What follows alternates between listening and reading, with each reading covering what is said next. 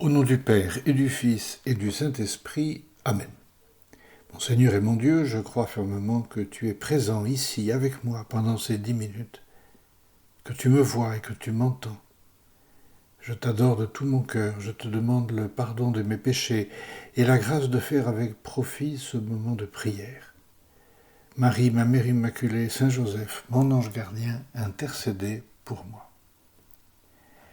Tous les passages de l'Évangile que nous lisons chaque jour sont évidemment historiques, dans la mesure où ils nous reflètent une réalité des moments de la vie de Jésus qui sont vraiment arrivés et qui peuvent nous éclairer.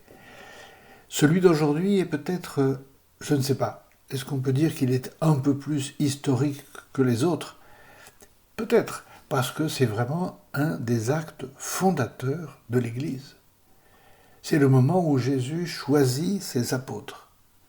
Cette Église qui a traversé tous les siècles, malgré les crises qu'elle a connues, malgré les crises qu'elle connaît peut-être un peu encore, mais qui a été voulue par Jésus, qui a été voulue par Dieu le Père, fondée par Dieu le Fils et qui est assistée par Dieu le Saint-Esprit.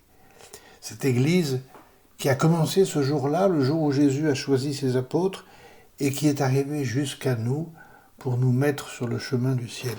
Au passage, voilà, merci Seigneur de nous avoir donné cette institution divine, humaine aussi, ce qui explique parfois ses limites, mais surtout une institution divine, voulue par Dieu, fondée par Dieu, assistée par Dieu.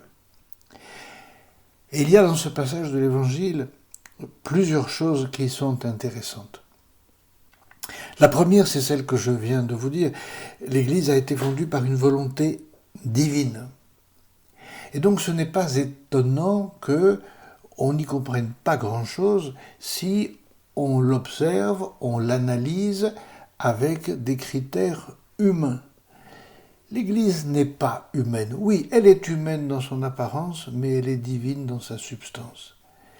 Et c'est pourquoi, lorsque les gens commencent, et peut-être que certains d'entre vous qui m'écoutez, ça vous arrive de dire « Ouais, l'Église, le pape, les évêques, le curé, tel prêtre », et on y va d'une analyse qui est très humaine, très terre-à-terre, et qui évidemment n'est pas la bonne.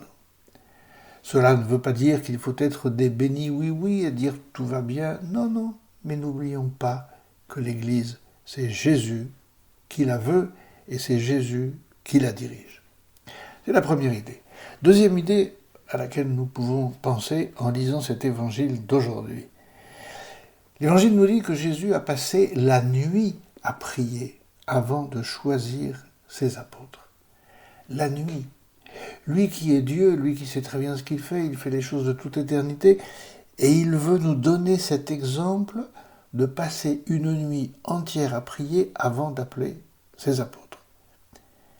Alors cela nous renvoie bien sûr à nous-mêmes. Et nous pouvons nous demander, est-ce que moi-même, lorsque j'ai une décision importante à prendre, est-ce que je prie avant de prendre cette décision? Est-ce que je prie pour demander, non pas est-ce que je récite des prières, c'est pas ça que je veux dire, non, est-ce que je prie pour demander à Dieu sa lumière? Quelle est sa volonté? Pour essayer de comprendre ce qu'il veut. Saint José Maria dit dans un point de chemin que c'est une question de seconde. Se demander avant de faire quelque chose, Seigneur, que veux-tu de moi dans cette affaire? Voilà, c'est pas compliqué, mais encore faut-il le faire, encore faut-il y penser. Et si, mais j'ai pas de relation directe avec le bon Dieu, moi, mais si, bien sûr, dans l'intimité, peut-être devant le tabernacle, se poser quelques instants, et sinon, aller demander peut-être à un prêtre, voilà, qu'est-ce que vous en pensez? Mais on prie avant, on demande au Seigneur quel est son avis. La troisième idée que nous pouvons retirer de cet évangile, c'est le choix de Judas, qui évidemment est très surprenant. Enfin, le Seigneur, donc, il a préparé par la prière, et pourquoi il a appelé Judas? Tous les pères de l'Église se sont posé la question. Je vais vous lire la réponse que donne saint Augustin. Le Sauveur, écrit saint Augustin, choisit pour apôtre Judas le traître, non par imprévoyance de l'avenir, mais par un dessein providentiel. Il avait pris volontairement la fragilité de la nature humaine. Il ne refuse pas même les conséquences de cette fragilité. Voilà, ça c'est pour les jours où, quand on sent que Dieu me demande quelque chose, on brandit comme excuse, c'est très facile, oh non, mais moi je ne suis pas à la hauteur, non, mais il faut penser à quelqu'un d'autre, non, non, Seigneur, tu as dû te tromper, tu voulais peut-être demander ça à mon voisin ou à telle personne, lui, il peut, mais moi, non, non. Et par fausse humilité, eh bien, nous déclinons tout simplement la volonté de Dieu. Le Seigneur n'a pas peur de nos défauts. Et il compte même sur nos défauts. Il écrit droit sur des lignes courbes, dit un proverbe portugais. Il n'a pas peur de mes défauts, il n'a pas peur des défauts des autres, de ceux avec qui je dois travailler, avec qui je dois avancer sur le chemin de l'Évangile. Voilà, ce choix de Judas, certes il est mystérieux, mais dont acte. Seigneur, je ne vais pas te trahir, mais peut-être parfois il y a des petites trahisons dans ma vie, eh bien Seigneur, je n'ai pas à en avoir peur. Mais passons à un plan plus personnel, si vous voulez bien. Apôtre veut dire envoyé. Le Seigneur les a envoyés dans le monde entier pour faire du bien, pour se mettre au service de la vérité. Et j'aimerais que vous vous posiez la question, Seigneur, est-ce que tu m'envoies, moi aussi? Seigneur, veux-tu m'envoyer, moi aussi?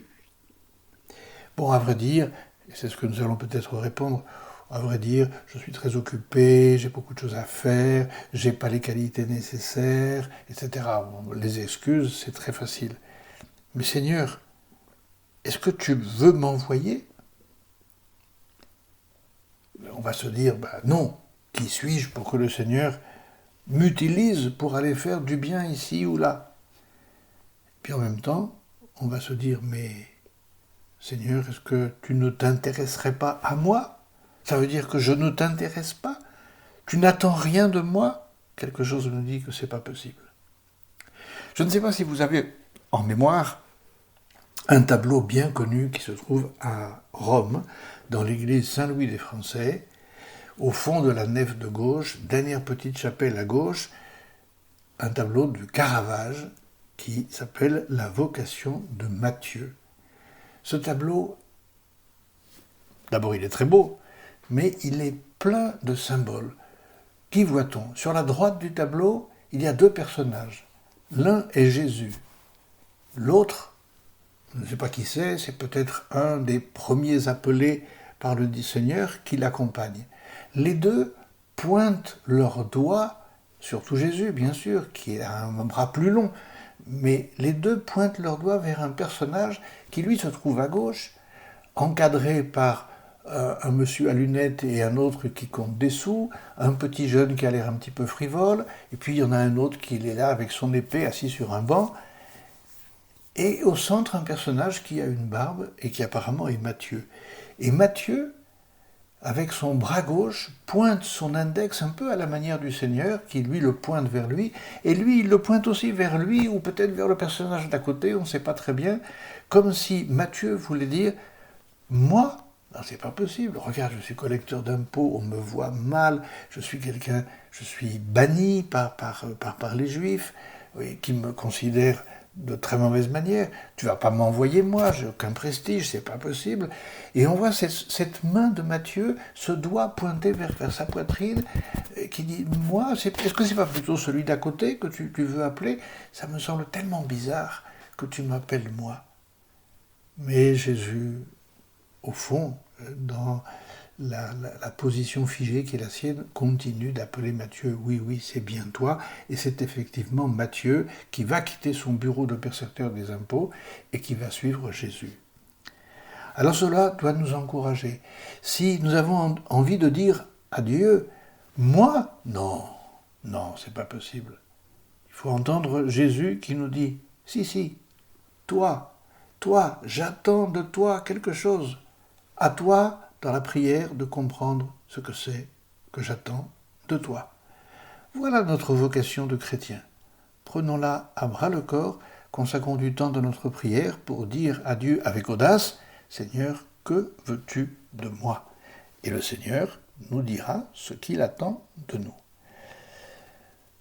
Je te remercie, mon Dieu, des bonnes résolutions, des actes d'amour et de tout ce que tu m'as inspiré pendant ce moment de prière avec toi. Marie, ma mère immaculée, Saint Joseph, mon ange gardien, intercédez pour moi.